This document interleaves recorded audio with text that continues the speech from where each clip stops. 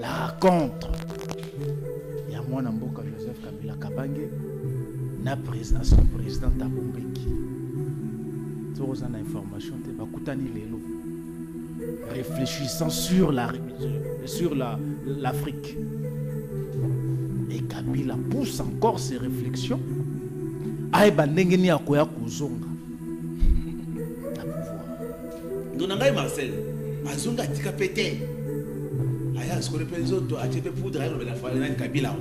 Mais Kabila Kozonga. Mais pourquoi il y a Kozonga na yote? C'est d'ailleurs avec candidat qui président qui 2023 2018, avec un candidat. Pourquoi il peut avoir tinga malo bakenga et pena ko yazi kozala te? Ka Kabila wazi ya ménopause politique. Oh. Ménopause politique. Oui, Kabila ko son susté. Au moins suka ko vi baboti Kabila mususu. Oh, il est moins âgé que Kabuya. Donc il évolue. Sous Kabila zoro yebe ka moko. Nkolo Kabila kozonga, na éviter ngolo na otre même politique na Kabila ki ko na Malawi. Oh, na va na Congo te. Kabila ki kutana c'est un président Paul Bakino a technique. C'est un président sud-africain. Mais hier mo na ba sorti na ye alobi aza kon énergie à servir Congo oui. À cause ça prend entrepreneuriat mais pas na ma justice suprême. Pourquoi na alobi a kozonga parce que aza interdit. Sur to un article portant na loi portant protection par chef de l'État. Donc na section 3 zo ba incompatibilité et statut pénal. Donc la section 1, on a un section 3, section 3, section 1.3, 3.1 des incompatibilités. Article 6 parle des incompatibilités où ils ont frappé par ce chef de l'État. Et puis si sur référence, article 108, il y a la Constitution de la République. Le mandat de député national est incompatible avec le mandat de sénateur. Vice-versa, le mandat de député ou de sénateur est incompatible avec les fonctions ou les mandats suivants. Membre du gouvernement, jamais, en même temps sénateur, en même temps membre du gouvernement, jamais. Dans le dialogue régional, il faut les impliquer. Il faut que Koti Sabamboka wana. Ouganda Zali. Rwanda Zali, Burundi Zali na Ogoyebi. Pourquoi il faut un dialogue? Pourquoi un dialogue régional? Oui. Parce que biso tout oyebi. Kena nyoso oyo Bele ezali akoloba mokili mobimbe ningani, ekolo Kongo ningani pona koyoka pe koyeba. Mai esengela kimaleka ongambo ya mboka ya Angola précisément na capitale na Bango Luanda. Bisika wapi milulu minene ezalaki programmé. Masolo pe bokutani mbunzu na mbunzu meso na meso entre gouvernement congolais na batomboki ba rebelle ya M23 kotia likambo na mesa ndenge biso toloba kepa biso koloba mayema ko simbate pona nini bokamati mandoki pona nini boko tangisa makolo makila ya bakongomani pona ba problème o bino mozana boko kamata mandoki pona nini boko ba bakongomani pona nini bako piller ba ressources et pas na biso na pays voisin simana bino pona nini bo fongola mitema bo fongola minoko pona koloba na ba kongomani po mokili mobimba maye matindi bino bo simba mandoki po bo bundisa ekolo Congo soki penza bozali ba kongomani bo bundisa mboka na bino moko sanction ya Union européenne to koloba Kagame ya leli lokola mwana moke etikala okomela ete depuis azali président. Et si comme elle a été plus de 30 ans, elle a été koiba, comme on va Congomani, Kokamata, Bomengo Nabiso, que ces mezizali, Pema wana katamite ma Congomani, Kagame Leli, pour la diplomatie, Oyo, gouvernement congolais a commené à Tokoloba. Et tout le coup, il y a des sanctions, et quoi il y a Bakambinaï, et quoi il y a Bakambia M23. C'est ce que tout le bélambo. Tokosuka na kobeta maboko ete diplomatie agissante ndenge bango moko babenga ka union sacrée et sali to esengeli ko pousser encore plus loin pe musika makasi qu'obtenir ba sanction mususu na oyo ko toucher directement ye moko Paul Kagame wana mibi ya ba minéraux ba congolais masolo yango wana mibali bana libandi mimbela tokoyamba na esengo mwana mboka Marcel Bombamba toko souhaiter bozongi bola mwana mboka félicitations pour Otangi, mais finalement, au prêter serment, avocat confirmé, à le besoin de soutien. Moi, na Bosolo, moi, na Yves Kankondi, na katia émission, na katia Moussala Oyo, et c'est Gili Tolbanao, coup de chapeau. De côté Amione et Sengo, Zalawa, comme cadre, na katia PPRD, l'ingoma politique, il y a Joseph Kabila, président honoraire et sénateur à vie. Tu as bien honnête. Un grand plaisir de retrouver encore une fois de plus mes camarades que j'ai l'habitude de dire mes anciens étudiants. Tout ça, c'est ça. Natomne Samina Essengo ko retrouver auditoire nanga. Merci beaucoup na opportunité. Salutations individuellement na ba co-débatteur banso. Salutations à l'équipe technique na yo pe na ba kongomani banso ba zwami na tango oyo pona kolanda biso. Merci beaucoup. Merci. Mon pazi na yo bozongi bola moment na mboka. Raphaël Dikité qui a zali cadre na kati ya mouvement lumumbiste progressiste lingoma politique ya mwana mboka. Franck Diongo Cham bisika zaï l'inexil na mboka banoko na Belgique toko pesa imboto ndeko to yambe onese na kati ya boso. Merci ndeko Yves na tondi o botondi mingi na mbela na yo bomo mesano na kobanda na kopesa bayi mboka mbote bisika baso bazali kolanda biso mingi mbote na ngai kindaka epa ya mwana mboka honorable Franck Diongo Chamba o bana mboka bapesa kombo ya héros vivant kolandisama na bitumba asila pe azosila kosala pona mboka na ye ekolo kozala awa to libanda ya mboka akokoba yango mbote na bakambi banso ya lingomba politique mouvement lumumbiste progressiste pa cadre bisika nyonso bazali mbote na bandeko na ngai o bazwami na ngai sika oyo pona kokabula mayele kasi bomo mesano oyebi ndenge toyaka a lokola toye moko na bango surtout bandeko na biso ya ngambo bakozwa mwa leso na bango mwa leso na bango mwa mateya na tondisa mina esengo na binde kwa kanisi akamati makanisi manzinga ya kopesa mbote na bakambi na lobi pesa la ngai fachi beton kambi ya ekolo Kongo mbote opeti kaka bolo kena mpanzi merci beaucoup mboka eza na nzala ndeko na ngai. Anatolo Kanumani Boye Malamu, cadre na UDPS, lingoma politique au pouvoir, aux alipés Mokambi, il y a organisation Mounene Tobengi, Yoka Base de Télémacana Genval, et Bissi Fachi, retiré, signature. Initiateur, Mokolo Yoka Base, merci beaucoup, Pansango Yves, Nana Segomingi, il y a vous allez sur na plateau na yo, ça n'a pas de nangaï, chaque mardi. Et aussi, on a passé mon compte pour le Fachi Béton, c'est quand on a passé un beauté. Et aussi, c'est des gens dans la partie, c'est un Chimumba, mon abouté, héros et gens je pense que c'est quand on a passé un beauté. Et permettre un gars d'obscur rapidement.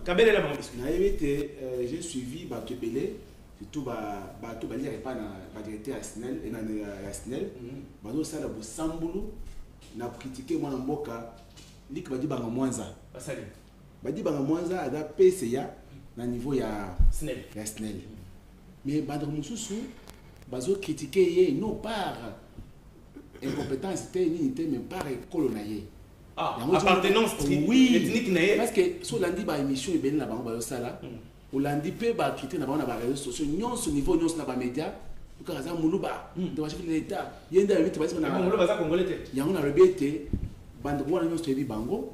Ngai likbadi banga personnellement yebi ngai te peut-être mona ngala ba bitando yike mais yebi ngai tibandi botolien na tobele na yete mais ça la mabe soni mingi ya ba penser en musubo ya bino ba koleka na yo o bazo tia ba to sur le plateau bon le mabe pour na pesa non débat sur ethnique on dit de parler sur la compétence voilà pourquoi to senga chef de l'État alanda bosambulo ministre ya portefeuille ou autoutile mukanda pour essayer d'expliquer sur concours au salaire qui n'a niveau ya snelete biso tout le monde a que makamba banga sali lik badi banga eza ya solo c'est légal ou na position contraire aluka plateau moko sérieux abenga biso même pas na yo ça débat moko merci beaucoup contradictoire na ye merci beaucoup Magloire Mbosso Boye Malamu vous allez porte-parole na kati ya Riduc moko na parti politique il y a Union Sacrée de la Nation oui madame. Merci na pesi ndeko Yves Mbote. Moi je fais partie de la famille na PCP. Namoni professeur wa rata na ye akokani ko se dispenser na ba cours rebelle donc alors ça n'importe quoi na rate auditoire le ba étudiant ndé ba cours Jacob bazali à je ne sais pas parce que moi je ne fais pas partie de l'élève na ye. Donc merci na pesi ba congolais nyonso bazali ko landa ngai surtout ba congolais bazali ko kufa pour la volonté ya nanga na Kabila na kati ya Goma na pesi bango mbote ba bazala enterrer dès cette accession na pesi bango mbote milimo bango pe na kima mais ba bimela Kabila chaque jour na nanga.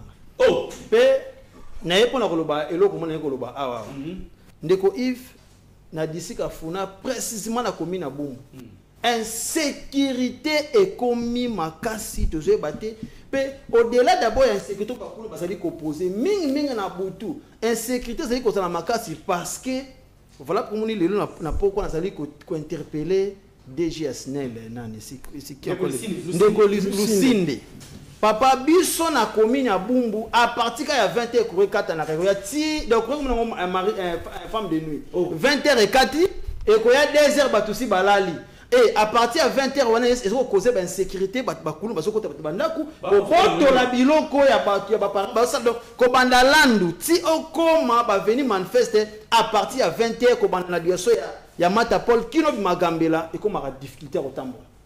Parce que on lit tellement dans la contrat na makasi et zo permettre na bakuna ba na coopérer ba na côté ba fama ba difficulté. Merci beaucoup. Les gens qui interpeller conscience aussi de vraiment bateau yo tie na ba niveau ba commune ya ba district ba gérer snel mais quand interpeller bon pour que quand même bien et côté na milieu. Ndeko Bersi Ngwindimo.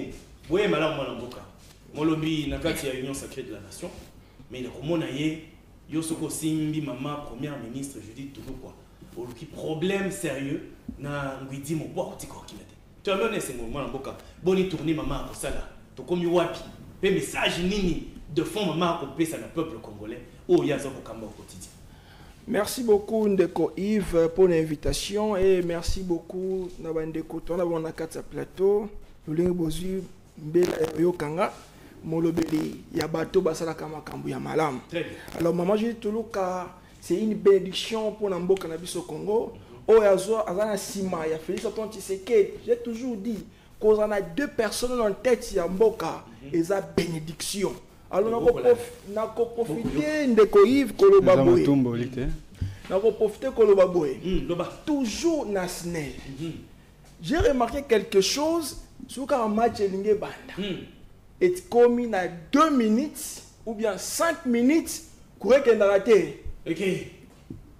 Donc, on interpeller déjà Snell, mais c'est Fabrice Lusinde. Pardon, au bon de Lio. Tu es bien au travail à Kamalamu. Mais bateau au tien na Simanayo, ils rendre un mauvais service. Tu sais, au fond, la mise côté, on a mis le bambon à Batababa. Pour pas le ton du sababa, oui, pour bénéficier pour bénéficier de sucré. Alors, tu sais, papa Lucinde, autant la côté wana pour l'intérêt du peuple congolais. Merci.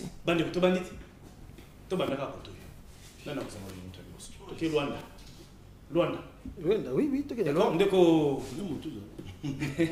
Démocratie. Tu vas aller dans Mbosso. Ndeko esengelaki milulu minene pour parler dans le poto ifonga mokolo lelo na Angola.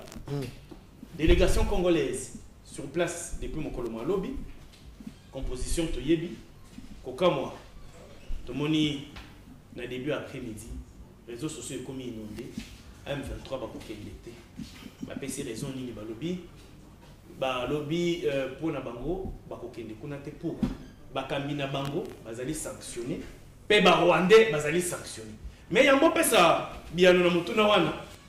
Toko senga tola na bino elema. Bino elongo bebe vidéo kemi balé auto préparé pour nous. Na kati kuna ezali maloba ya président de la République Félix Antoine Tshisekedi Tshilombo. Kaka na makambo yo esengeli sale ba Angola. Toko landa pe président burundais. Ndeko na biso ndaishimi. Makambo pa lobi na dossier tali M23 na insécurité ezali na est de la République démocratique du Congo. Garland toye pa na yo sunga biso. Comme ça, Magloire a fongoli le cas de l'Angola, poser la question au président angolais qui m'avait aussi demandé cette autorisation d'entrer en contact avec le M23 parce qu'il savait que moi je ne voulais pas discuter avec eux. Je lui ai dit, président, faites-le, mais vous me donnerez raison, vous verrez très vite que ces gens sont des pantins du Rwanda, ils ne continueront pas ces discussions parce qu'ils savent que vous allez découvrir que derrière ça, ce sont des Rwandais qu'il y a. Pas beaucoup. J'ai vu quelques Congolais irresponsables qui ont osé dire oui, mais on a vu le M23, il n'y a que des Congolais là-dedans. Tant pis pour eux, l'histoire les jugera un jour. Mais je peux vous certifier que le M23 n'est pas congolais. Mais voilà pourquoi d'ailleurs, ils refusent d'aller en cantonnement. Parce qu'ils savent que quand ils seront cantonnés, nous allons demander l'identification de tous. Moi, j'avais essayé de me mettre en contact avec les responsables du M23. Je leur ai dit, si réellement vous n'êtes pas des Rwandais, pourquoi vous n'acceptez pas de déposer les armes et emprunter le chemin de la paix? Comme vous êtes Congolais, vous aimez votre pays. Vous savez, si le Rwanda justifie sa présence par la présence des FDLR, est-ce que ce n'est pas une question qui peut être résolue pacifiquement? Sacrifier le peuple congolais, tuer des millions de gens, sous prétexte qu'il y a une menace. Est-ce que cela ne peut pas être réglé sans verser le sang des innocents? C'est parce qu'il y a complicité. Sinon, si tous nous sommes d'accord de nous mettre ensemble pour combattre tout groupe armé étranger à l'est de la RDC, ça sera fini parce que ça va garantir le Rwanda. Ça va aussi permettre au Congo d'organiser son pays pacifiquement. Très bien. Félix Antoine Tshisekedi Tshilombo. Mokambi ya Congo, Mokolona Mokolo. Après Vena qui a la parole à prophétie. Président burundais a BTP Lissolo contact à Zouaki Nabatoya M23. Ce qui pensa Bozali Bakongoma Ndenge Bozomiloba. Est-ce qu'il faut Bobomana pour résoudre le problème dans la revendication de Bino? C'est ngeli qu'on résoudre de façon pacifique, que épargner par vie humaine alors parce que la vie humaine est sacrée. Tolandi, Ndeko Mbosso a posé une question. Oui. M23, arbitrage, to médiation, Yandeko Zoa Lorenzo. Les autres un match à football. Batali, deux équipes qui devaient être en face. Batali, côté Moko, l'équipe congolaise est en place. Oui. Mieux positionnée. Baza oui. Occupé déjà terrain. Babeti Piololo, quand adverse, et s'absente. Bakimi. Point de vue. Mais quand même, réponse est comme on a. Voilà pourquoi on a félicité la PSI Longo, on est chef de l'État, pour la réussite diplomatique, le Congo et Zali Lango. Tout le monde le Congo, Rwanda des Uba, sanctions, et etc. Des sanctions, donc il y a la deuxième. Oui, oui, nous allons répondre vite et rapidement à la question. Au monde, les premières années de Koïv. Tant mon chef d'État Zali Kolobake, non, à cause de la papanté, on a tout le monde. Bah traité qui est là, bah tous les mots on va traiter.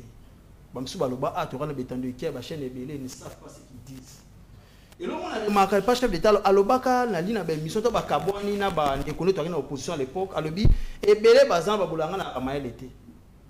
Or naza mael pe na comprendre qu'en avance, oh bon bazé ba nga ko sala. Voilà pourquoi mon guerre contre Rwanda aujourd'hui, parce que moi je ne parle pas de 2023. Contre Rwanda aujourd'hui, chef de l'État a eu suite à ça malelo, a eu bien avant. Voilà pourquoi non, au lieu que nous soyons Rwanda 2023, vous maintenant son promoteur qui est le créateur pour que tu vas retrouver solution. Voilà pourquoi moi tant que sanction, le Rwanda a dit sanctionner, malamo directement. Rwanda a béni ban M23 parce que maintenant on a deux groupes. Parce que guerre dans la Est, c'est tout le monde a deux personnes. Je vous dis franchement, parce que chef de l'État lui-même, la personne le mieux informée, il a fait cette information. Voilà pourquoi, Bissot, vous allez marteler, papa, information pour véhiculer. Rwanda, M23, autorité, c'est Kagame. Voilà pourquoi Paul Kagame. Voilà pourquoi mon temps va sanctionner, ndé ABC bango bokende qu'on négocie na processus wana. Parce que avec un processus à Rwanda le allait ko bengisa bango. Et c'est là que juste tout exécuté. Décision conseil de sécurité, c'est-à-dire 2773. Voilà, bon quitter l'endroit parce que la référendum tu veux qu'il y a bon quitter l'endroit comme ça bon à Kinshasa, tout dialoguer tout ça la gouvernement parce que chef de l'État a ça dans la frontière pour créer le gouvernement union nationale. Des faits que bango bazali ba congolais des faits que ba sanctionner ba parrain la bango. Voilà pourquoi bazoki décision il y a coquine. Mais maintenant ngamba FC il y a AFC. Pourquoi AFC a eu une réunion T? Parce que AFC est dirigé par Kabila. Oh. Oui, AFC je ne peux pas appeler les termes vulgaires camarades communicateurs qui est capable. Je ne peux pas utiliser ça. Nanga zaneka un chantion au Kabila Tiwana. Voilà. Yoko cité combo à Joseph Kabila. Toi qui n'est malembe.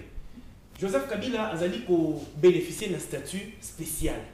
azali ancien chef ya l'État, il y a un Mboka Congo. A dirigé pendant autant d'années. Si ma mandat na ye ake kopema Mboka Mobeko ya Mboka epesi statut spécial. Na kata statut wana makambo oyo Italie lisusu. Pona nini boza komona ombre Joseph Kabila na mayeboko ça. Na bisika bino bozo ko makambo te kaka Joseph Kabila. Ndeko Joseph Kabila tant azaki na pouvoir azaki menacé par le M23 atambola ba tribune des Nations Unies a dénoncé bango benga bango ba groupe machete abinga ba terroriste ba terroriste. Mais tant que le pouvoir qui en Afrique, c'est un patriote.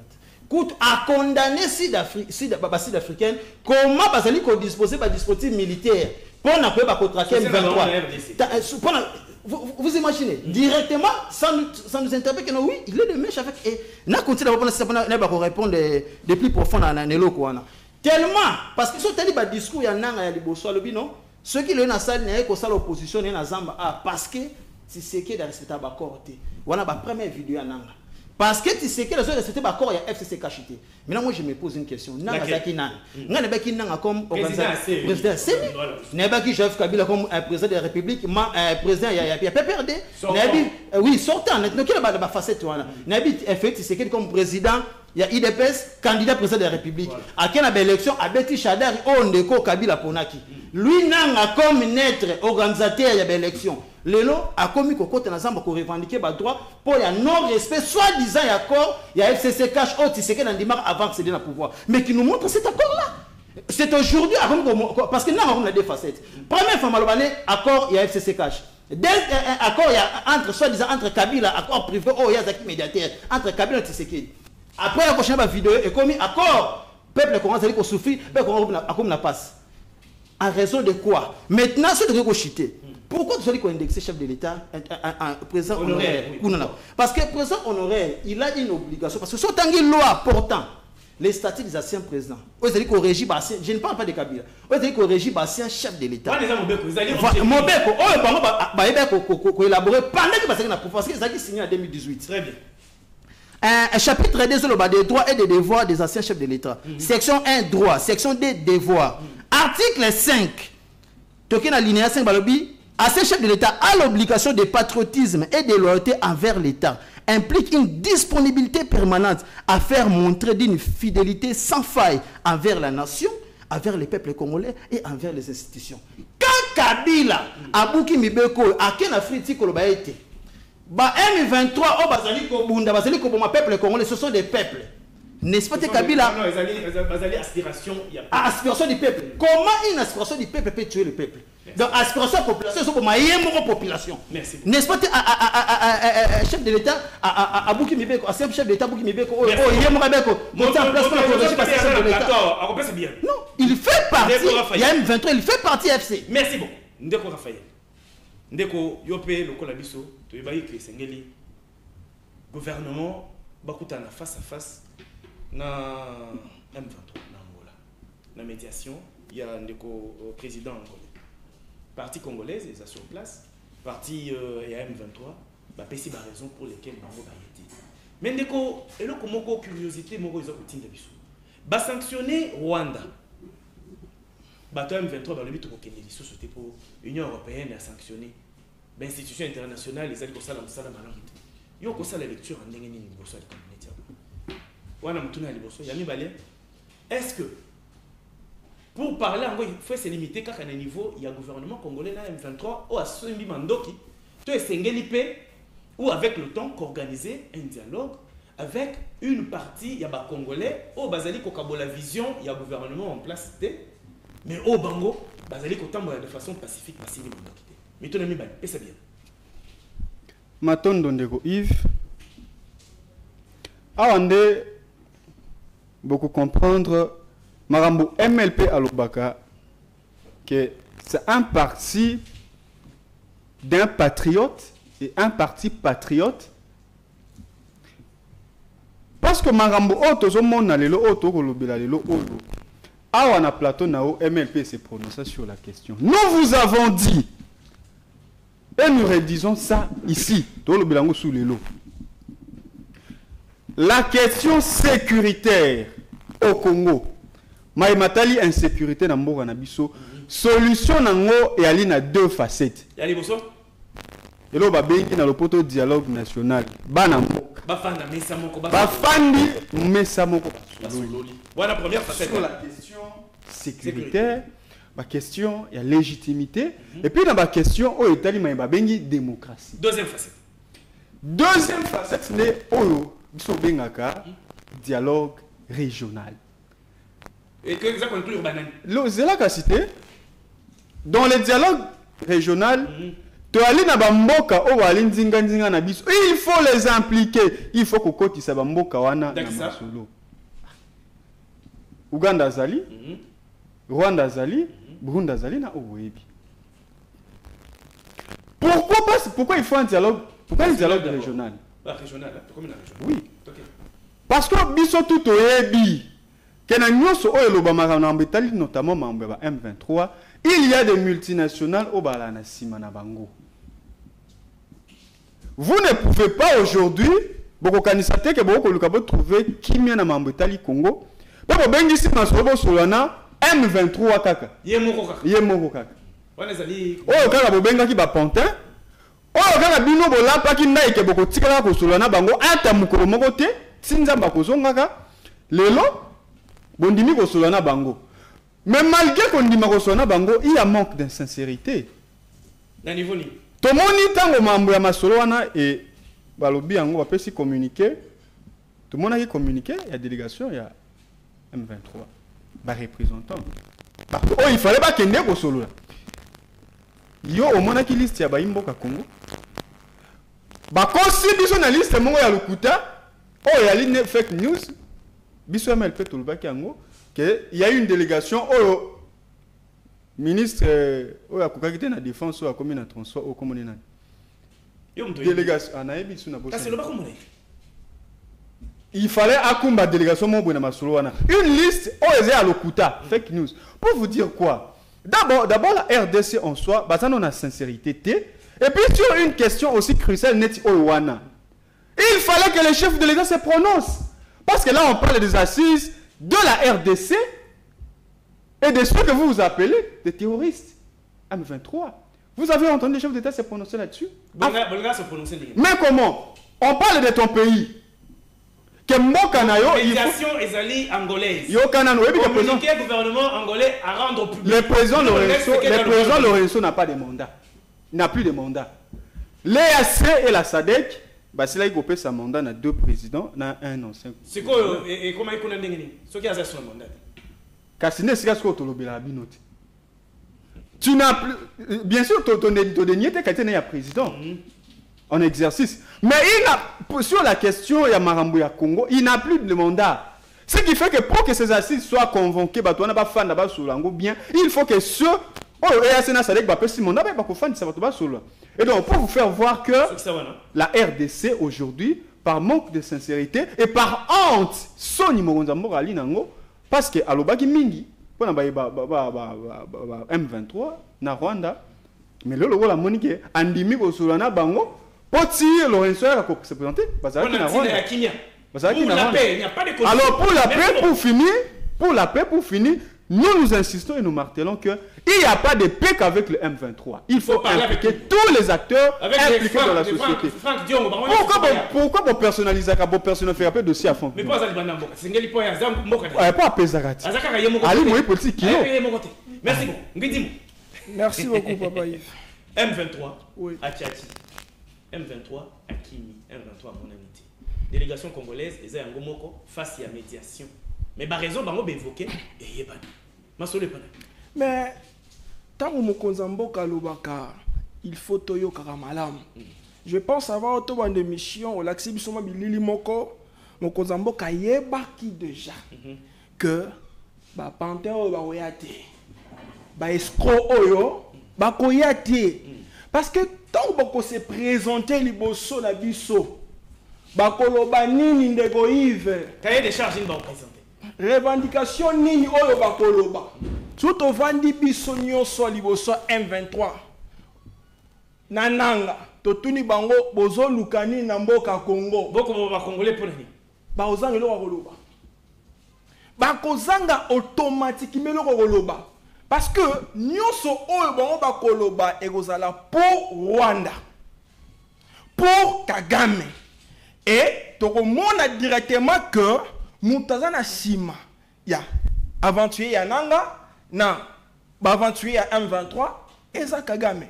Alors étant que baouti kozwa bon là on va y trouver la sima étant que baouti kozwa ba fimbo baouti ko frapper bango ba moniete ce qui tokei tokobima lisusu na poisa. Alors tolo ba boy une fois landi image moko yo ndeko nanga na bien on de côté pas comme déjà ennemi na biso na landi alobi est-ce que zo mona réellement nenge ça y puis Félix azo voyager lisusu te nenge Félix a sous orgueil te nenge Félix a koki sous changer constitution te nyonso wana parce que ngai nanga na simbi mandoki papa Yves ndeko yo obomi million ya bandeko na yo po ete mutazala kana fier obomi million ya bandeko na po ete muta voyageaka.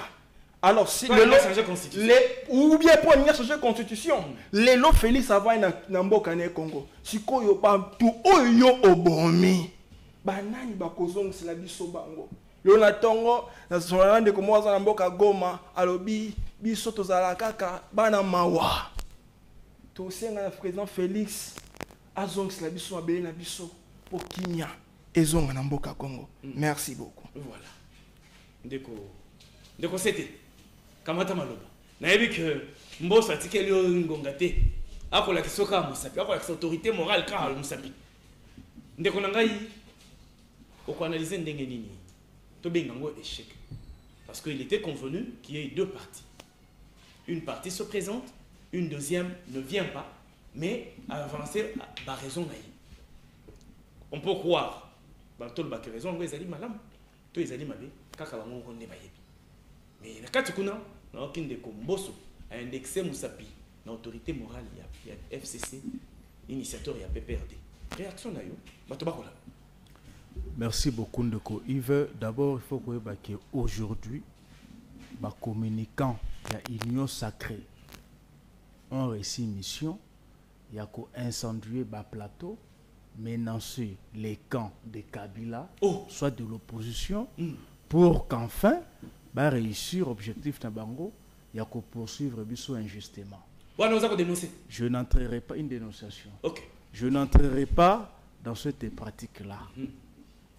D'abord, je félicite ici la rencontre et à moi Namboka Joseph Kabila Kabange na président Tabombeki. Tu as une information te bakutani lelo réfléchissant sur l'Afrique. Et Kabila pousse encore ses réflexions. Aïba ndengeni akoya kuzonga na pouvoir. De Combo, on va répondre très rapidement parce que Olobi Kabila a violé la loi portant statut des anciens chefs de l'État. Et pour vous, le patriotisme et la fidélité envers son pays, c'est de ne pas dénoncer. Et lorsqu'un ancien chef de l'État dénonce une pratique où ils ont accompagné la République était, alors, et comme une violation, ça c'est très grave. Pour votre rappel, le patriotisme et la loyauté envers quelqu'un ou quelque chose appelle la jalousie, appelle l'affection, appelle la vérité, la rationalité. Parce que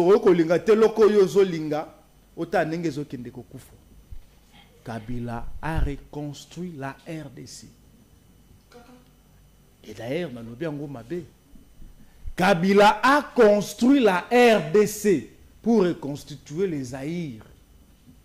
Voilà. La Kenya Makamboya, M23, AFC, dialogue, échec ou diplomatie agissante. Mon cher, c'est de l'échec. Sonne. Démontré. Ceux qui vous avez qui peinent sérieux, vous ne pouvez pas venir ici défendre l'indéfendable.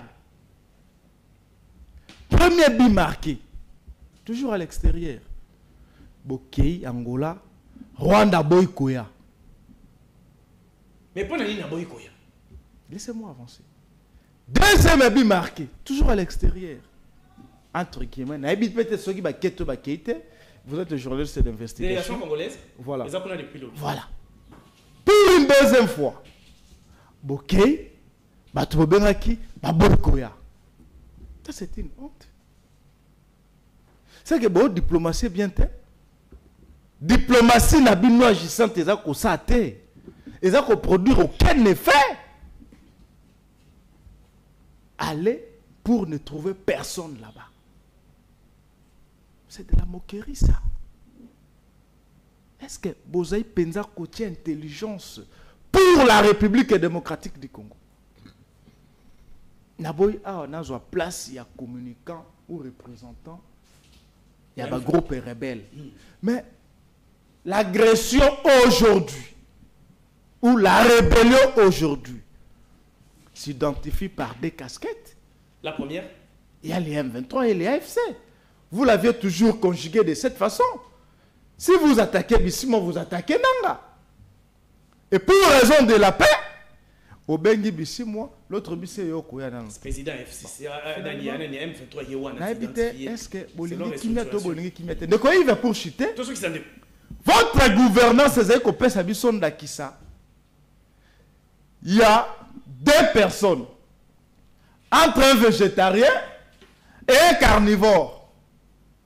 C'est-à-dire que va servir un Djungwa Madesu et pas il y a un végétarien à côté de quelques misuni pas le la moto un carnivore yolia na misuni tikelanga ndunda. Merci beaucoup. Ou bien batie biloko et pas il y a un carnivore à côté misuni à côté ndunda pas de végétarien yolia na bandunda na tikelanga misuni. Vous êtes soit merci plus. Ndeko Anatole. C'est quoi ça? Oyoki ndeko na Marcel, ninga Pupoli, oyoki ndeko Raphaël atikibino na Kimiate, motunaka moko wana. M23 yete. Merci beaucoup Pansango Yves. Donc avec intérêt de Ngai, Raphaël et aussi Marcel. Pour dire ceci, Kobanana de Ngai Raphaël représenter MLPF. Je pense qu'il faut aller à la Sonia quand on a étendu que comme on président na ya utukolo batanto là pas ya pero lora o ya za ennemi ya Congo. Regarde pesa ngai Raphaël na nani? Raphaël oyo na tutana une fois la pesa que nous Sonia oya na plateau société. Avec la ngai mo. Ah, opekisa ye. Na pekisa ke une fois na kati na bigi ndeko na ngai confrère na ngai za muninga na ngai. Ayo kaka toli. Ouais, isusu te parce que za Sonia mingi ya komona ete président na yo akay kozala ko bosambo ko ba pa ya nani pero lora alobi ke azana posa ke Kagame abenga na face ke di akende te alobaki azana posa na o nyoso akosunga bango ba renverser régime yango to tolérance biboye tango yo senga ke nyoso akoya mais on va na kati ya bitumba entre M23 AFC na Kagame donc asenga Kagame mutu na ye parce que akima mboka kenda kapona mutu moko ba bangiseka na niveau ya nenya kima kenda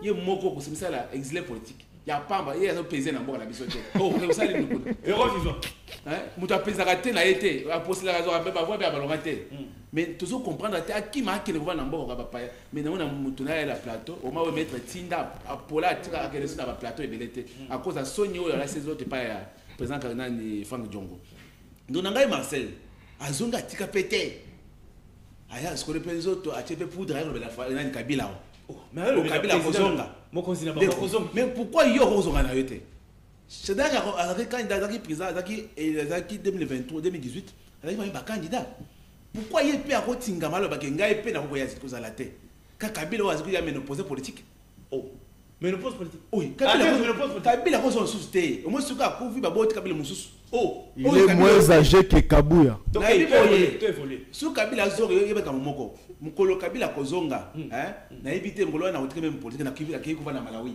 oh na kovana na Congo te ato kimi sana yo pesa Congo ni na biboy Kabila ye moko ayebika kozonga ya zolo ba Congolais ba kende tolérance akozonga mukolo mususu te même na ndoto azoro be ko tiango te akomi ka tikala ka ennemi ya ba Congolais Kabila a pouvoir à Kenya pour l'année.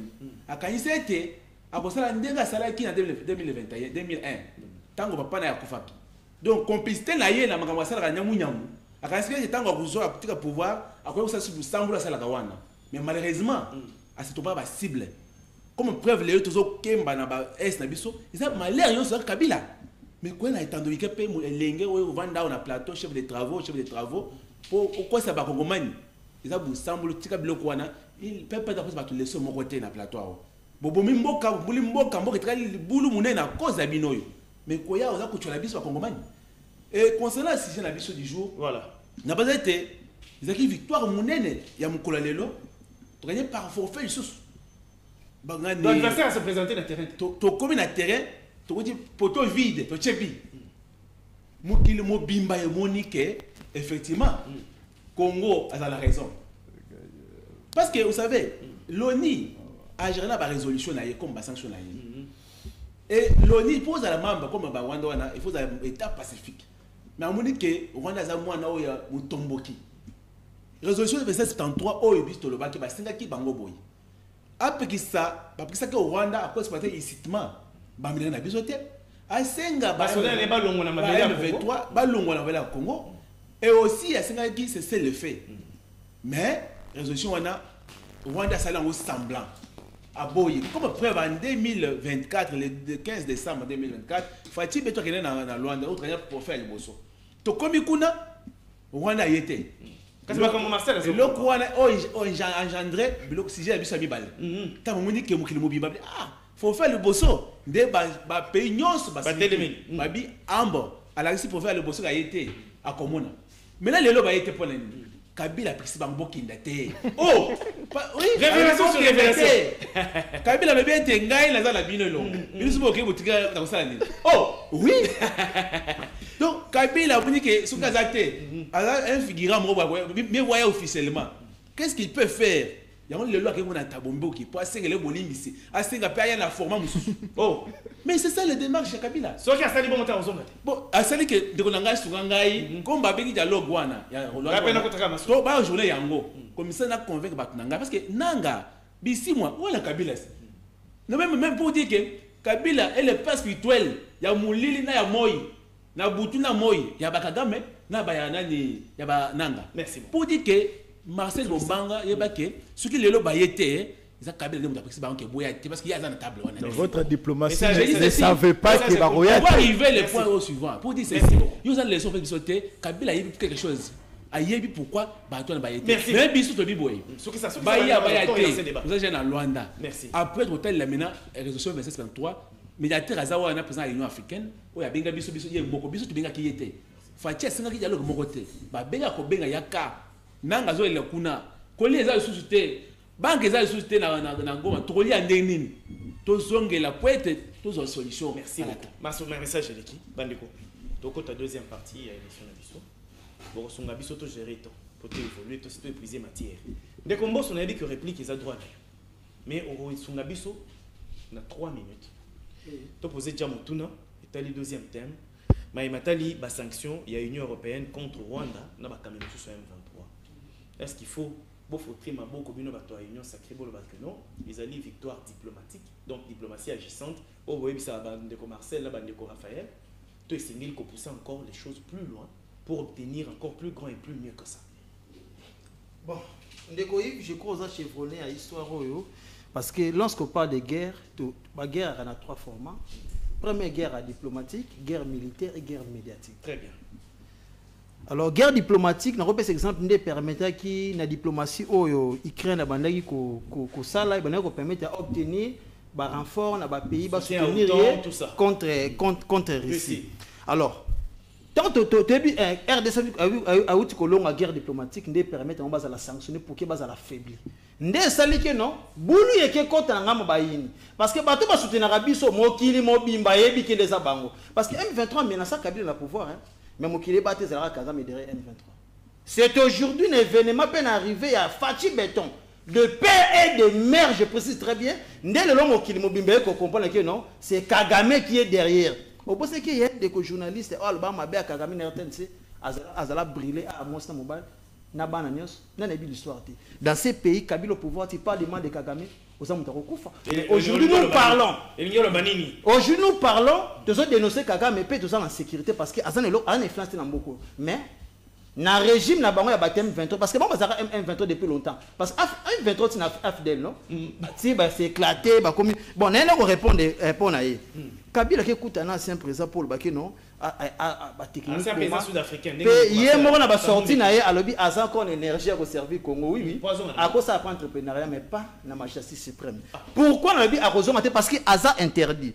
Surtout qu'il y a un article portant la loi, portant protection par ces chefs de l'État. Toqué dans la section 3, il y a incompatibilité et statut pénal. Toqué dans la section 1, on a section 3. Section 1.3, 3.1 des incompatibilités. Article 6 parle des incompatibilités où ils ont frappé par ces chefs de l'État. Et puis, si référence, article 108, il y a la Constitution de la République. Les mandats de député national est incompatible avec les mandats de sénateur. Vice-versa, les mandats de député ou de sénateur est incompatible avec les fonctions ou les mandats suivants. Membre du gouvernement. Jamais Moudaros à la même temps sénateur, en même temps membre du gouvernement. Jamais. Jamais Moudaros à la même temps sénateur, en même temps militaire. T'es à la raté. Maintenant, Kabila Koutou, un sénateur à vie qui est différent de tout sénateur. Parce que le sénateur va voter par les 3 voix des députés provinciaux. Mais Kabila, il est sénateur à vie parce qu'il y a une magistrature suprême. Il y a un cas, DPC qualité à sénateur à vie. Parce que ceux qui ont compatible, qui ont point 9, Balobi Boy. Tout autre mandat électif, le mandat des députés nationaux et sénateurs est incompatible. Vous imaginez les mandats là où ils ont voté bateau.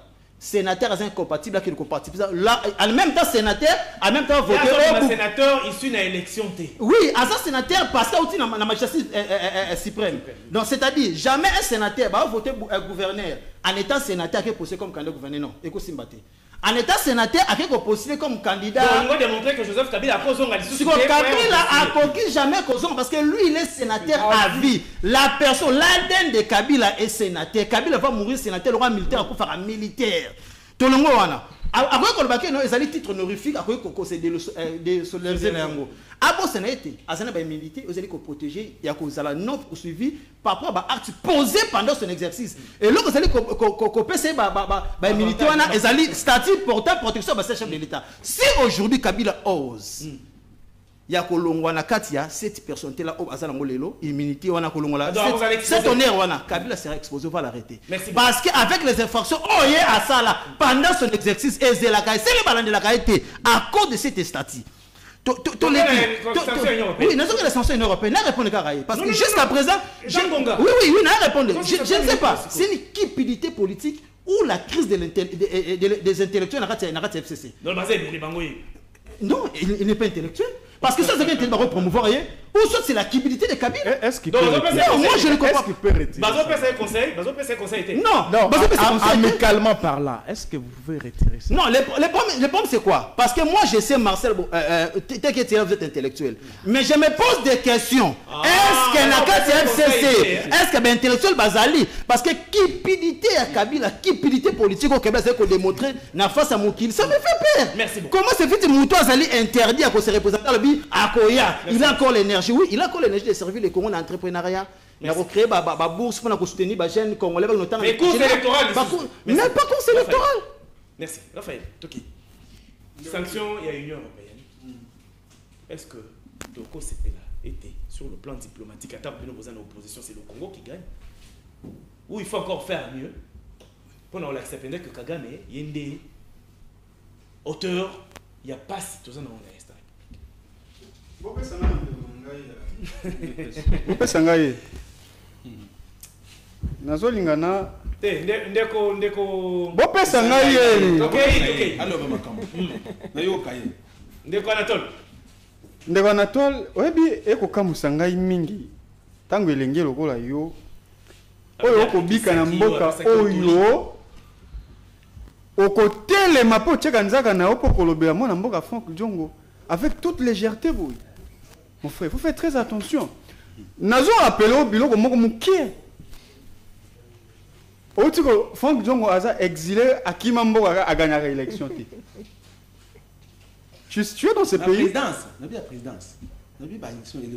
Bandisco kosenga bolimbisi. Le baga kosengi bolimbisi bon on a tika yo.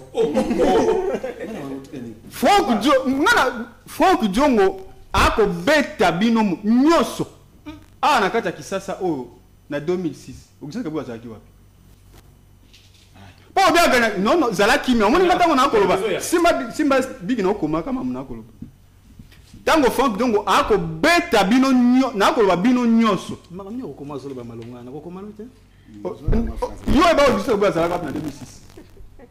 Franck Diongo est premier à Kinshasa et surtout à Lukunga. Pour vous gagner l'élection. Aujourd'hui, par sentiment, pour ça la plaisir, tout ça la plaisir, n'a pas on va pas seulement mon point na isika o. Et là quand on a la semaine de konanga na lui même sur kozonga langote. Yo po pekisi. Nga pekisa ya sur média te. A combien exilé politique par yo pour nous dans la discipline. Pour ani discipline kozana ngamba union sakete. Yango ba ko bundaka a balongwe soki na 5 soki 6 bazaki ba komi 40. Mikolo pour la présidium ya union sacrée ba o ale kana top Congo mabe. Mais c'est la honte. Yango bomi comme un petit na plateau à télévision. Il faut faire attention mon frère quand je parle, il faut éviter. Ndeko Franck Diongo n'a pas fui ce pays. Nani akoki ko se trouver dans les circonstances au moins na mboka Franck Diongo akomaki na yango. Pe atoza mutu ya union sacrée oye banane ba batana pour na kokopé. Prisonnier à Kabila Tshisekedi a libéré. Akangisa ki achake na. Tshisekedi a libéré qui? Ouais mais bon, nati kelengo. Prisonnier à Kabila Tshisekedi a libéré. Moso malobeze pai. Ndeko Tshisekedi achie na demia achie na ndolo. Ah on a Kabila te. Si vous avez Kabila. Sanction. Donc on est aussi. Te na ko si ça pas ko pesa na kanda. Tango bandeko na bino ba voyou ya obobenga France liponge bazo kende ko panza ndako mituka. Ala la wapi libanda. Et quand quelqu'un n'a pas une seule parcelle de sécurité dans son pays, il trouve abri où? Mais chez autrui. Toi, tu as vu les autres enfants comment on l'a saccagé? Ses voitures, ses frères et sœurs qui étaient à la maison, tu sais comment ils ont eu la sauce. Et ici, tu vas venir raconter, parler de n'importe quoi contre Franck Diongo. Il faut éviter, mon frère. Restons politiques, mais restons objectifs. La Russie, Azan a plus de 17 000 sanctions. Non, pour vous dire que c'est... Et puis, en droit international, vous savez, quand ces gens parlent et décident et prennent des décisions, il y a une formule à la fin. On demande à ces gens, nous vous demandons de vous retirer. Ce n'est pas une mesure qui s'impose. Donc aujourd'hui, la RDC n'a gagné. RDC a gagné. Attendez, le remonté n'a aussi sawana. Ngonga bazu pour na biloba lo bezeka ki bileti na si sawana. Non, télévision zango. Kasi n'a aussi sandi na ndina tukolobati. Donc base à la sanctionner. Cela n'empêche pas notre petit coupé zandaki à Russie que M23 tika M23 le Nazali. D'accord, merci. Merci beaucoup. Le chapitre des sanctions contre le Rwanda, contre ses dirigeants et le M23. Bon, je ne sais pas, bandeko ya opposition, ceux qui bolanda remettent en domouké, ou bien na ba réseaux sociaux sur bolanda. Na page kolé na ngaleli. Alors bitoko ya ndenge nini bo pesi biso ba sanction.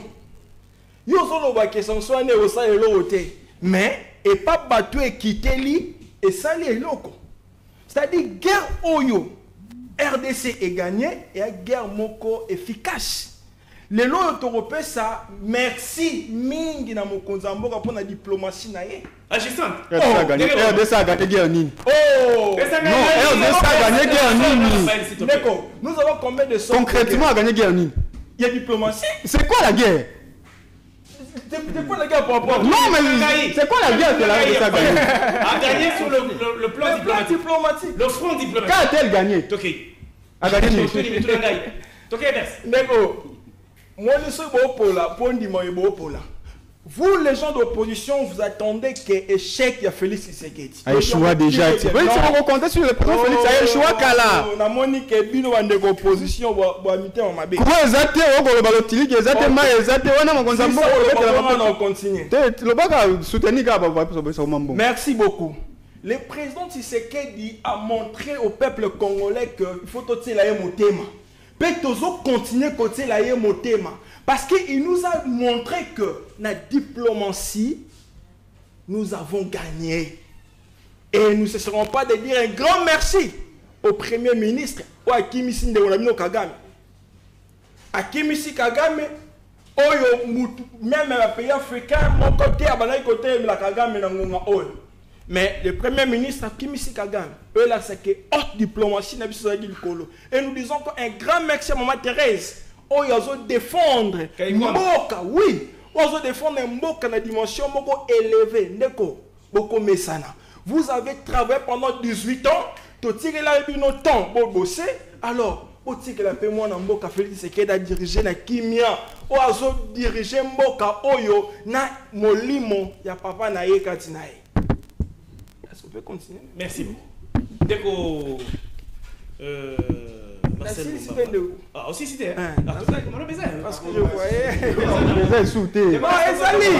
Si aujourd'hui, dans la diplomatie, peut-être que Bino Bomoni Moine est un nouveau. Bino Bossé la rangoté. Parce que Moutuna Moutou a une manière naïe à gagner à Bitumba. Bino peut-être comme mon continent Bino, entre guillemets, Azaki soldat. Peut-être qu'il y a des gens qui ont un mingi à côté de la guerre, à côté de Yamassas, à côté de Mindouk. Mais étant que Félix Tshisekedi, Aza civil, à Koleka, Nanzela ya Biki, Bitumbape, Toki pour gagner Nanzela ya Biki. Alors aujourd'hui, le gouvernement souminois, coup de chapeau pour la guerre pour gagner la diplomatie. Merci. Merci beaucoup. Voilà, Ndeko Marcel. D'abord, le chapitre des sanctions contre le Rwanda et contre quelques dirigeants du MR. Ndeko Kolobaya. Un gros mensonge que diplomatie à Bango agissante et Tikali Korukanana de vocabulaire. Je vous rappelle, en qualité de chef de travaux en matière politique gratuite, que la diplomatie de Kabila a chassé les M23 à Goma dans les heures, pratiquement 6 heures du temps. Après avoir négocié. Soyez disciplinés. Merci. Dans 6 heures du temps, le M23 a quitté la ville de Goma. Pour ne plus revenir. Ça, c'est des 1. Sous le régime de Joseph Kabila Kabange. Camarade Mbosso, à confondre Makamboa, mon cher, je crains que vous ressemblez, ou vous soyez ressemblé à un pasteur qui confond le livre de Job na Oya Jean. Lorsqu'on parle des mandats en droit constitutionnel congolais, notez, il y en a 2. Les mandats électifs et les mandats non électifs. Et dans les mandats non électifs, ici on fait allusion à des postes gouvernementaux ou les nominations gouvernementales. Ndeko Joseph Kabila comme un sénateur à vie ne souffre d'aucune incompétence, d'aucune incompatibilité, excusez-moi. Parce que être sénateur à vie, ce n'est pas se trouver bénéficiaire d'un mandat électif. Ou être sénateur à vie, c'est se retrouver comme un membre du gouvernement. Faux et archi faux. Ndeko Kabila va revenir en 2028, les Congolais vont se là. Sanction. Tu as une sanction. Moi, j'aurais voulu entendre l'Union européenne le baquet. N'a pas vu le Rwanda ba visa. Trop peu la Kangi ba frontière. Non, il y a interdiction, il y a entrée sur le territoire européen. S'il vous plaît, ce n'est pas, notamment la Belgique. Ce n'est pas tout rwandais. Ce n'est pas. On a. Mais justement, sanctions, ils ont concerné Rwandais, ils ont concerné certains membres autour de Paul Kagame. Ça change quoi dans les paniers aménageurs il y a Rwandais? C'est fantastique. Mais sanctionner pas bien peur. Mais non, vous écoutez. Yves, nous sommes suivis. Voilà. Les sanctions, on les a pour empêcher même pas fermeture il y a ma frontière à Rwanda. Parce que il y a des Rwandais qui franchissent pour la République démocratique du Congo. Il y a ma frontière où ils allaient. Voilà la toute première des sanctions qui devrait avoir lieu. D'abord, il y a Rwanda, Bokabouane, au 4 frontières. Ça existe. Et ça n'a impact. Ça n'a aucun impact parce que Rwandais azolia kaka 2 kg à l'os par jour na 3000 francs congolais. Merci beaucoup. 2 kg à l'os. Ndeko Anatole. Pendant que ici tu souffres, nous souffrons et ils souffrent. Merci beaucoup. Anatole. Il faut être sérieux mon cher. Chapitre à sanction. Bon, merci Impact beaucoup, na yango. Yves, avant na kotana, tu as été dans l'équipe en Nangaya Et pas Raphaël. Raphaël MLP. Vous savez, Derrière Sundanga, il va qu'il est face à face. Comment ça? Frank Diongo, Akima Wanzala. Oh, frustré. Frank Diongo, mais il a joué le bas. Via Outi prison. Via Outi prison. Pour ces athées, Fatih Badouz n'a pas 12. À Sengi, Pesa Moussala, mon frère. Dans l'école, frustration. Frustration, à Zupé pour Akinyaki. Dès mon toit, bateau sont partis, Bakima. Me confondre à mon mettre Condé. Akima parti. À cause que mon toit n'a pas la vision. Franchement, c'est pour ça sans vision. C'est l'incarnation des mal, Franck Diongo. Oui, mais quand tu as bon, mais je dis, je aussi. Quand vous êtes dans le plateau, comme ici, Franck Diongo a gagné la Lukunga, les télémiens élites, tout ça. Non. Lokuta? Ça vous semble le Lokuta? Est-ce que le Lukunga là, nous député, qu'est-ce qu'il avait fait? Même le maman Ndounda a proposé. On lobby va tirer la coponade. Même le maman Ndounda a proposé de voter. Pour dire, ne venez pas ici. Parlez de votre vie ici, c'est le plateau. Et aussi, sous lundi, Marcel, M23 mobile basaye na plateau. Oh, des fois c'est bien dans le PSB. L'offense sur les arrêts. Mais Kagame M23. Donc hier nous avons un pote parole va PSB va nommer communicateur. Il y avait M23 na. C'est quoi le? Mais tout le bani. Je pense que la Azaki na ça c'est pas la biche na Équateur. Tant que zongi, voilà tout na ma information. Pour dire ceci, toi tu as quoi na plateau au moment où nous parlons. Na bazé été héros yo na maloba ya ko muto mayele alobe été non M23 dans muto mabe na Kagame na muto mabe pour l'intérêt de la nation mon cher. Il n'y a pas un grand parti politique pour le Congo. Et aussi concernant l'article 108 au la sénateur à vie.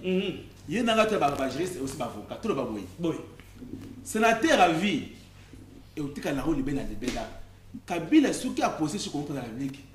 Sur ça 5 ans 10 ans naïe. Donc 2 mandats. Alors sous sénateur à vie deuxième fois, il y aura une compatibilité. Donc sénateur à vie, confond dans les aléas. Donc sénateur à vie, n'a pas sa président de la République, il commet compatibilité parce que va pour voter sous cité. Kabila Yazan naïe là la muka ça sénateur. Donc va les commencer pas bossa. Donc pas bossa. Donc Botem Chadari qui voit ça tout le monde yo moko et c'est ça la loi. Oui effectivement, je veux dire mon cher. Au débat on a plateau sur tous les jours. On parle de ça d'abord. On parle de ça avec. On va vous enseigner cette.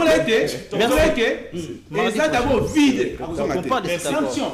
C'est la sanction. Fatih Beto a dit paquet. Le président au Congo manqué, ça fait beaucoup d'années. Parce que soit avant-hier à un pouvoir, à celle locomotive, aucune diplomatie. 2023, 2009, 2013. Kabila a Dorota M23 a Benga Bango parce qu'il 10 jours na Goma parce que ayi kiza groupe mouvement là qui pour nous faire taire biso ba Congomani yango 10 jours passés a négocier na Bango ça nini bakendaki mais le bini 6 heures du temps pour ça bato bazala quitter. Merci. 2029 quand a signé l'accord de paix c'était pour Congo accord wana ndele le mal auto souffrir les lots mon cher. À cause de Bino Moko. Merci beaucoup. Et aussi concernant la sanction, on a pour dire que la sanction, on a les sanctions Moko exemplaires. Là, c'est qui nous dit que Fatih, on a sali pendant voyage, a sali pendant ni combien de fois, on a voyagé mingi tout ça, retomber yango, la sanction. Rappelez-vous que Chadari, n'a pas la fait cesser. Ils ont été sanctionnés. Bazoki, Bamso, pas contre la bango, la banque. Les gens qui ont cause de sanction. Si vous focusez sur l'Europe, la Belgique, si on a avoir dans la Mboko. La dirigeant de l'Union africaine, pour dire ceci, en tout cas, Bangobi Balé, il faut pas apprécier. Tu vas besoin de dire pourquoi. Ou est de la PPRD, ou est de la MLP. À la fin de la raison. Merci beaucoup. Il y a un réunion sacré de marché. Merci beaucoup. Bandé, tout ça, on a besoin plus de 45 secondes pour conclure à Sali Badina. Soyons conséquents. Ndeko Berce, tout bandé. Merci beaucoup Ndeko Yves. Le Lengozo continue toujours à faire une invitation. On a reçu ça, on a fait longonia na gouvernement souminois. Ils ont bossé comme pas possible. J'ai toujours dit depuis na botama non na mon gouvernement mon côté bosser le gouvernement. Est-ce qu'il y a doubler le salaire à policiers? Pour le mois de mars. Oui. Déjà dans le mois de mars. Vous êtes de 2000. aussi. Merci. Le temps de grandir. Merci. Ok. Donc dès le mois de mars, ma pénale salaire doublé. Ce qu'on doit à $100 au combien de $200. Alors, ça à 300. C'est-à-dire, gouvernement, ils ont là qui sait que ils en avenir, ils peuvent bien. Merci beaucoup. Donc on a fait conclusion. 45 secondes. 45 secondes. Oui, sur le coup réplique et vous aurez tu n'as répliqué mon fils. Merci. Moi, je suis Franck Diongo, à d'abord, et belé tala te ba kumba na bokonde ba sombi lupango na menkao. La plupart des voyants de l'UDPS là, tant que commis député, na boy ko tanga ba poste msunda sombi lupango na menkao. Franck Diongo a des parcelles. Donc il ne peut pas mourir de faim au Congo pour dire à Kimbo pour Nanza. Ça c'est de 1. Kangango bien. Il a beaucoup de parcelles à Gombe ici. Pour na aussi, ça va na mboka. Nga na ebisa binoka chaque jour pour na bilenge oyo. Misatu o batandami na ngambo wana kuna. E ali soni. Bango misatu nde balobaka wana obaka o alobi a contredit moninga. Yo ba ke ko ezate na mboko. Yo tso bateka na funa ko ezate. Yo ko betra le gouvernement suivi na maboko po basali nini. Yo na UDPS kuna Augustin Kabuya. Ti ba ko bunda. Qu'est-ce qu'il fait ça? Donc c'est les camps des ennemis de la République bilenge misatu bomoni. De faites confiance na moi mboka Diongo dans les combats où aza ko mener libanda ya mboka a kozonga. Merci. Bilenge oyo. Botanga bango wa bande. Bonne conclusion. Ah conclure nini ndeko? S'il te plaît, droit. Loba un peu de civisme. Civisme mes amis. Oui bi esalinga pasi koyoka na d'abord na policier qui est en prêter serment na les jeunes avocats comme avocat esalinga moi bien mais tant à lobi sous bo sambulo esalinga passe. Tant on peut sanga ba différence ba mandat que no Kabila azoko souffrir d'incompatibilité parce que ça un mandat électif. Quand est-ce que mandat à Kabila parce que Kabila, il n'a pas l'obligation de siéger au Sénat. Laissez-moi conclure un peu de civisme. Tu n'as que 30 secondes. Un peu de civisme. Mais laissez-moi parler. Dans le civisme, la quatrième, ce qui va pour les humanités, civisme. Donc, c'est-à-dire, Kabila, il n'a pas l'obligation de siéger au Sénat, mais il a le devoir de siéger par sa volonté. Ça constitue un mandat pour lui. Parce qu'il y a une qualité à sénateur. Merci. À qui jamais qu'on s'est désolidariser na yango. Non, peuple un mandat Kabila Bengana dans les airs. Mon cher. Au bout c'est qu'il y a 2008 parce que la révolution bakor na Brazzaville ça sous médiateur. Kaka Bocha parce qu'il parmi bateau présent pour n'importe qui la Bocha était parmi bateau bakaka na 2008. Conclure tout au bêtis bango.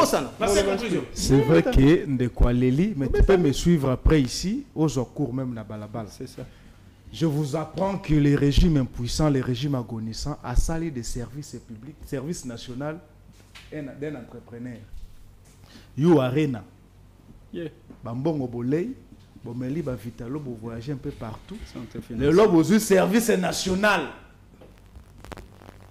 Un département est armé, beaucoup ici entrepreneur. Hein? À qui n'a signé un contrat.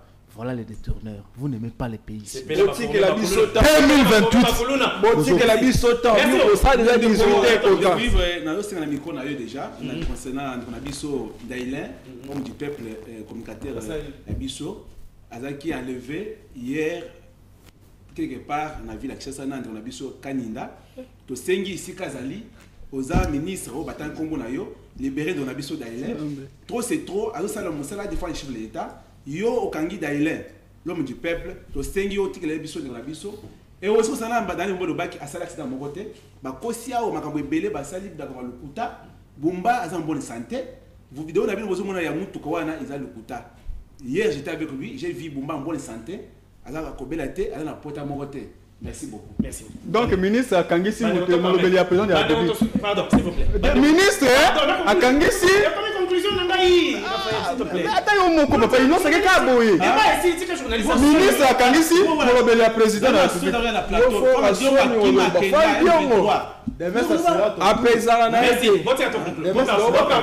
Ministre Akangisi s'il vous plaît. Ok. Bandeko, tu combien de souka le solam kolomilo?